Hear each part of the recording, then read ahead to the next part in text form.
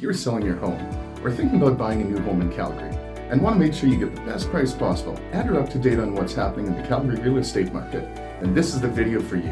In this video, I'm going to go over the highlights from Krebs' November 2022 Calgary real estate market update for Calgary and the surrounding areas. Hey, my name is Ryan Godin, and I'm your local Calgary realtor with MV Real Estate Group, RE/MAX First. I specialize in helping homeowners and home buyers navigate the real estate market in Calgary, Alberta, so they can move into a better home and improve their quality of life without having to worry about a thing. Residential sales in the city slowed to 1,648 units, a year-over-year decline of 22%, but 12% above the 10-year average. The pullback in sales over the past 6 months was not enough to erase gains from earlier in the year, as year-to-date sales remain nearly 10% above last year's record high. The year-to-date sales growth has been driven by a surge in both apartment condominium and row sales. Easing sales have been driven mostly by declines in the detached sector of the market, said Krebs chief economist Anne-Marie Lurie. Higher lending rates are impacting purchasers' buying power, and limited supply choice in the lower price ranges of the detached market is likely causing many purchasers to place buying decisions on hold. A decline in sales was met with a pullback in new listings, and inventories fell to the lowest level reported in November since 2005. The pullback in both sales and new listings kept the months of supply relatively tight at below 2 months. The tightest conditions are occurring in the lower price ranges, as supply growth has mostly been driven by gains in the upper end of the market. Despite the lower supply levels, prices have trended down from the peak reached in May of this year. Even with the adjustments that have occurred, November benchmark prices continue to remain nearly 9% higher than levels reported last year.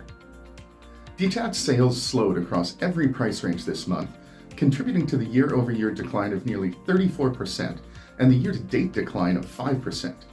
On a year-to-date basis, sales have eased for homes priced under $500,000, as the level of new listings in this price range has dropped by over 36%, limiting the options for purchasers looking for affordable product. Meanwhile, new listings and supply selection did improve for higher-priced properties, creating more balanced conditions in the upper end of the market. This has different implications on price pressure in the market. The benchmark price in November slowed to $619,700, down from the high in May of $648,500. While prices have eased over the past several months, they continue to remain nearly 11% higher than levels reported last year. The pullback in sales this month was enough to cause the year-to-date sales to ease by nearly 1% compared to last year. Despite the recent declines, year-to-date sales remain 37% above the long-term averages for the city. Easing sales this month were also met with a pullback in new listings, causing further declines in inventory levels, and ensuring market conditions remain relatively tight, with 2 months of supply and a sales to new listings ratio of 100%. Unlike the detached sector, the tight conditions prevented any further retraction in prices this month. In November, the benchmark price reached $562,800, slightly higher than last month, and nearly 10% higher than last year's levels. Further declines in new listings likely contributed to the slower sales activity this month, as the sales to new listings ratio remained high at 99%. Inventory levels fell to 383 units, making it the lowest level of November inventory recorded since 2013. This low level of inventory ensured that the months of supply remained below 2 months. Despite the persistently tight market conditions, prices trended down this month, reaching $358,700. While prices have eased from the June high, they are nearly 14% higher than prices reported last November. The strongest price growth was reported in the Northeast, North, and Southeast districts, where prices have risen by over 18%.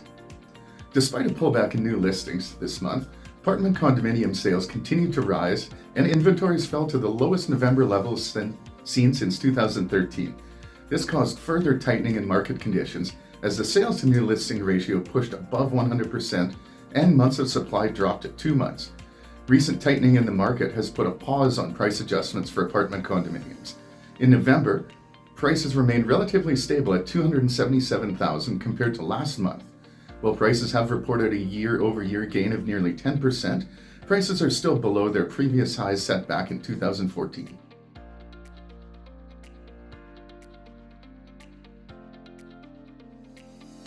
November sales eased mostly due to the significant pullback in detached sales. While sales this month are down over last year's record levels, overall activity is still far stronger than long-term trends, and year-to-date sales are still on pace to reach a new record high. New listings did improve over the previous year, thanks to the gains in row, semi, and apartment-style product.